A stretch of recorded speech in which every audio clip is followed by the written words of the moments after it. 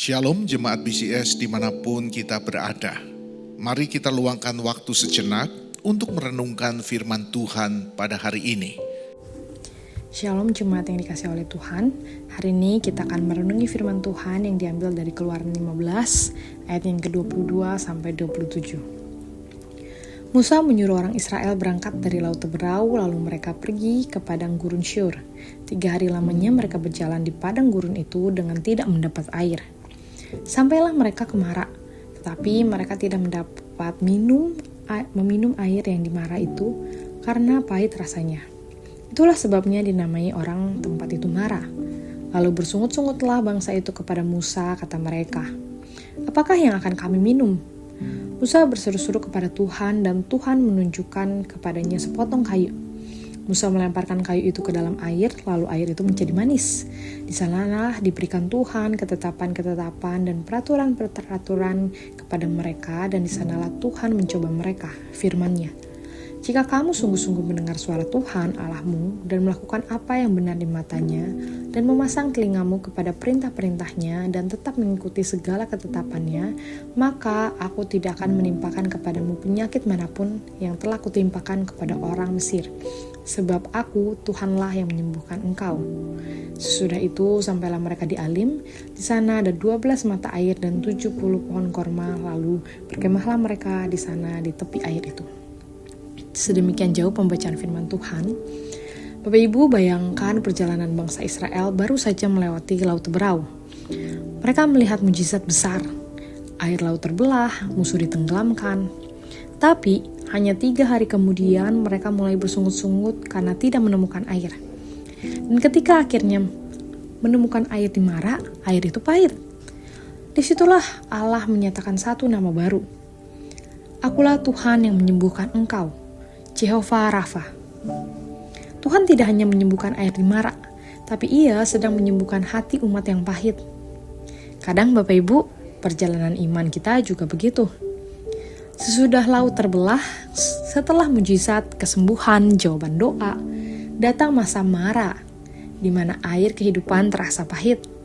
Dan disitulah Allah mau mengajar kita.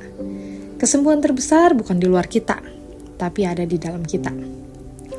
Kata Rafa, Bapak Ibu, berarti menyembuhkan, memperbaiki, atau memulihkan sesuatu yang rusak. Dan penyakit atau penderitaan tidak muncul di luar kedaulatan Allah. Allah tidak kehilangan kendali, tetapi Ia mengizinkan luka agar Ia bisa menyatakan kasih dan kemuliaan-Nya di dalam pemulihan. Tapi perhatikan Bapak Ibu, di Keluaran 15, penyembuhan itu datang setelah sebatang kayu dilemparkan ke air pahit. Kayu itu membuat air menjadi manis. Dan sejak gereja mula-mula, banyak penafsir melihat kayu sebagai bayangan salib Kristus. Melalui kayu salib itu, Allah mengubah kepahitan dosa menjadi keselamatan.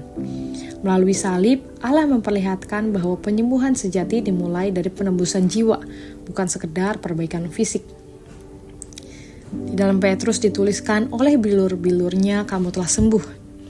Itulah sebabnya, Jehovah Rafa itu bukan hanya menyembuhkan tubuh, tapi menyembuhkan relasi kita dengan Allah yang rusak oleh dosa. Salib adalah klinik terbesar di dunia. Di sana Allah menyembuhkan hati manusia yang mati. Mungkin Bapak Ibu hari ini ada di antara kita yang sedang sakit, entah tubuh, pikiran, atau mungkin hati kita. Ada yang kecewa, ada yang letih berdoa, ada yang luka karena kehilangan. Tapi kabar baiknya Tuhan masih Jehovah Rafa. Ia mungkin tidak selalu menyembuhkan seperti yang kita harapkan, tapi Ia selalu memulihkan seperti yang kita butuhkan.